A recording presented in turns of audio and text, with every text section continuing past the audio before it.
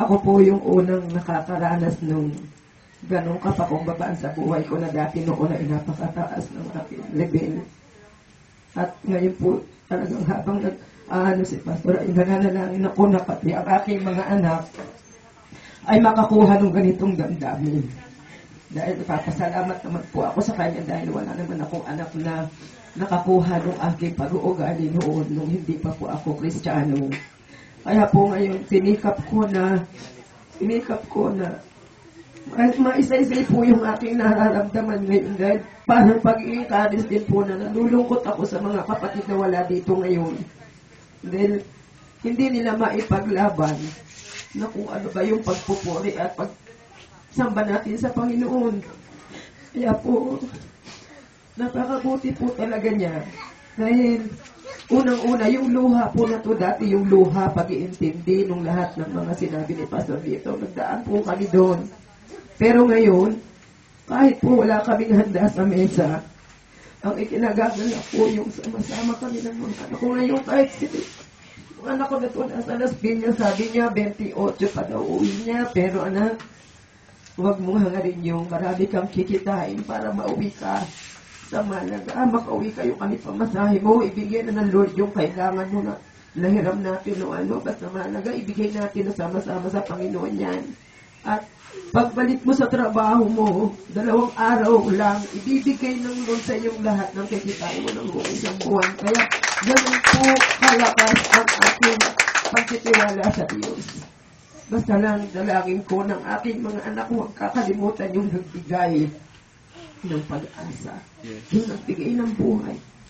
Amen. Dahil unang-una po ako talagang mati-bless at ako talagang isinuko ko sa Lord ang aking sarili na nakahanda po akong magpagamit. Nakahanda po akong magpagamit, hindi ko iintindi yung hirap, yung sakripisyo na ginagawa ko kahit po yung ganang kaya ko, alam ko ang Diyos kasama ko kahit saan. Kaya tulad po sa buhay ni Danica, nabibless po rin ako dyan dahil ang abang lingkod po ninyo ang ginamit para maibahagi ko kung ano ang ginawa sa amin ng Diyos. At ngayon po, nandito po ako para sabihin po sa Panginoon na talagang dinadalangin ko na patuloy pong bigyan ng kalakasan si Pastor Romy. At ang UJCC po ay nakilala ko. Dahil long time po na nakilala ko ito, kami talagang bumitiw doon sa church namin. Kaya purihin po ang Panginoon at ngayon po ay alari ito si Pastora Esther. Siya po yung ginamit ng Lord para makilala ko ang grupo ng UJCC. At naniniwala po ako na kapag ang pamilya ko ay nagkaroon din po ng kapakumbabaan, ay daranasin din po namin yung hindi namin dinanas ng buhay namin na nakalipas at magiging pagpapala po kami sa mga pamilya namin, mga kamag-anakan namin at mga kapitbahay na talaga pong hindi ang Lord ang sinasamba. Yes. Kung hindi po yung nakikita sa takbo na sanlibutan. Yun po at bilang pag-i-encourage talaga, hindi ko po pwede sabihin sa Lord yung galak na ibinigay niya sa akin. Yung luha po nito, luha na sabihin po natin baka kung hindi nakikilala, napaka-hypocrite ako naman dahil hindi ka naman nabigyan ng ano yung kagaya ng ligaya ng mga kapitbahay ko, yung ganyan. No? Pero kami, hindi mo kayang bilhin yung kaligayahan na ibinigay ng Diyos po sa amin ngayong araw na ito. Palakpakan po natin ang Panginoon at ang lahat po na ito sa kanilang po at binibigay ang pagpupuri at pagkasalamat. Amen.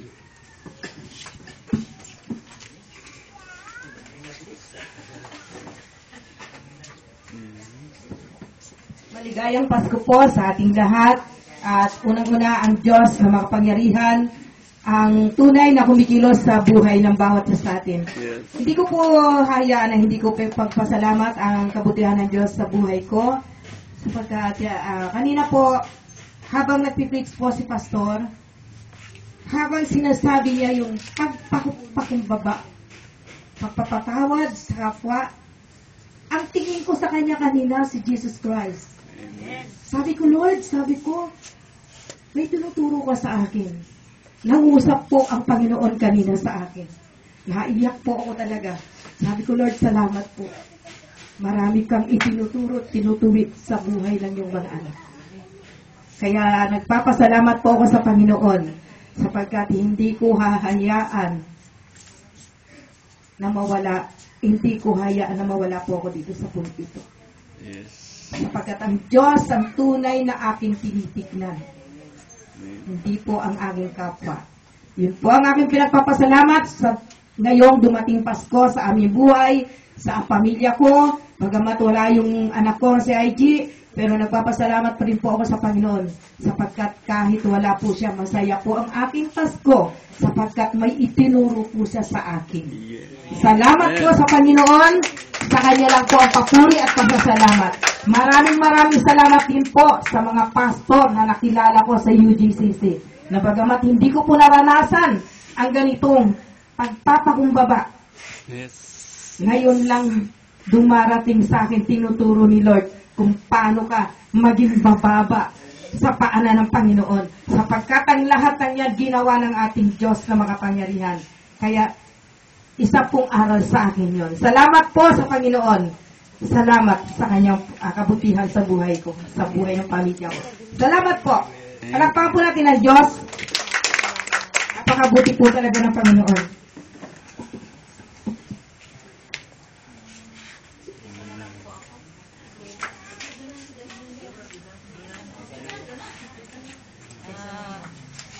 Ibabasa ko lang yung ano ng Panginoon, yung 1 Timothy 1 verse 5. Ang layunin at tagubilin nito ay ang buklodin, bukalin ang pag-ibig, buhat sa pusong dalisay, malinis na budhi at tapat sa pananampalataya. Amen. Tunay nga na kung mayroon tayong dalisay, malinis na pananampalataya natin sa Panginoon. Sabi ng Panginoon, na lahat ng hihilingin natin sa Panginoon ay magkakaroon ng katuparan. At mararanasan lang natin yung katuparan na yon sa kung ano yung plano ng Panginoon para sa atin. Kaya nagpupuri kami sa Panginoon dahil bagamat maraming humahadlang na kami ay lumago sa Panginoon. Ngunit kahit maraming humahadlang, talaga namang malago na po ang spiritual life namin dahil hindi na po sa pag-aano, dahil sa aming mag-asawa nakikita ko kung sa aming dalawa yung testimony namin kung Amen. Ako ang nanlulupaypay, may nagpapalakas sa akin. Yes. Kung siya naman ang nanlulupaypay, siya ang nagpapalakas sa akin. Kaya salamat sa Panginoon dahil sa mga maraming pagsubok na dumarating sa aming buhay, maraming humahadlang na talagang magampanan namin yung calling ng Panginoon sa amin. Yes. Pero purihin ng Diyos, tulad ng sinabi ng Panginoon, kung may malinis na puso ang ating puso, at sa pananampalataya natin ay talagang ipinagkaloob natin sa Panginoon at nakatuon sa Panginoon, tunay nga ang pagpapalas ng Diyos ay ibubuhos niya sa atin. Yes. Kaya salamat sa Panginoon dahil ito na yung hinihiling namin na sila'y magsasamang magkakapatid dahil lahat po sila talagang lingkod ng Diyos. Si Mr. ko lang po ang walang hinahawakan. Talagang ako ang minumold ng Panginoon dahil parang hindi ko pa rin tanggap na sige, nasanay siguro ako sa paghahanap buhay. Pero there is time for everything, sabi naman ng Panginoon. Kung talagang calling na ng Lord, lahat pati financial ihahanda ng Panginoon para yung church na itatayo mo talagang, kasi kasama yun sa financial ko. Talaga, hindi man natin aminin na ang Diyos ang nagbibigay sa atin ng karunungan. Pero kailangan mayroon din tayong financial para magampanan natin kung ano yung kalooban ng Panginoon. Kasi napakahirap mag-handle ng church kung wala kang financial. Yes. Kaya sa mga nakikita kong mga pastor na talagang anointed pastor, talagang hindi mo masasabi na wala silang pinagkukunan. Talagang mayroon. Yes. Dahil minsan, yan ang ginagamit ng Diyos, ang financial natin, para lumago ang church. Kaya sabi ko sa asawa ko, there is time for everything. Ihahanda ng Panginoon ang spiritual life natin. higit sa lahat ang financial para lahat ng membro magampanan mo yung maipakita mo sa kanila yung sinasabi mong ang Diyos ay pagpapala. Magsisimula sa iyo na pastor yung pagpapala na yon. Kaya salamat sa Panginoon dahil maraming nananalangin sa amin, yung mga kapatid niya, talagang pinikwento nila sa amin na mahirap daw maging pastor. Kaya doon ako minsan inaano nang ako ng Panginoon, kinukurot ako, pero hindi ko na pinapansin yung pagkurot ng Panginoon sa akin dahil alam naman ng Lord yung puso naming mag-asawa na talagang gusto namin maglingkod sa Panginoon, pero imperfect time talaga. Kasi mahirap yung susugod ka na lang basta sa isang labanan na hindi ka pa handa. Kaya salamat sa Panginoon dahil nakilala din namin ang UGCC na talagang nai-encourage namin yung mga kapatid niya na i-umbrella sa UGCC. Pero ayan na naman, nung nalaman ng mga tao na naman na sila magsasama, talagang ang kaaway talaga. Hindi na naman kami tinatantanan, pero sabi ko sa asawa ko, manindigan tayo ngayon. Yes. Manindigan tayo sa katotohanan, manindigan tayo dahil talagang ang pinaglalaban namin po pagka hindi namin pagka labag sa Diyos, talagang hindi rin kami pumapayag na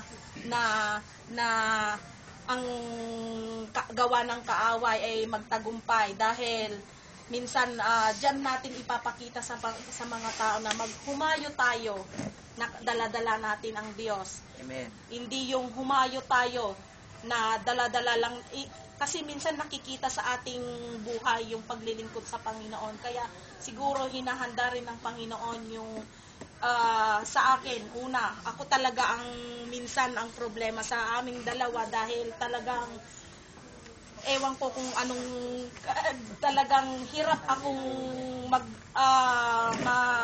full time sa church, pero nakikita naman ng Panginoon kung gaano ko sinusuportahan ng asawa ko. Talagang sabi ko sa kanya, mas maganda siguro kung maglingkod ka na hindi ka hinti, wala ka, dahil diyan kikilos ang Panginoon sa iyong Amen. buhay, sabi ko sa kanya. Dahil ayaw ko na maranasan mo yung naranasan ng mga kapatid niya na talagang napakahirap ang sinusot. Minsan iniisip nila, ganito ba ang pastor? Doon ako napapaiyak sa Panginoon. Sabi ko sa kanya, huwag kang magmadali maglingkod. Ang mahalaga, nagpapatuloy tayo sa Panginoon at kilala niya ako kung gaano mo kamahal ang Lord. Kasi mahirap maglingkod talaga na walang pera na iano mo sa mga tao. Dahil sa panahon ngayon, napakaraming naghihirap. Kailangan yung puso mo talaga, yung paghihirap na yon makita mo at magampanan mo yon, hindi lang sa pananalangin, kundi magampanan mo sa pagbibigay na rin. Kaya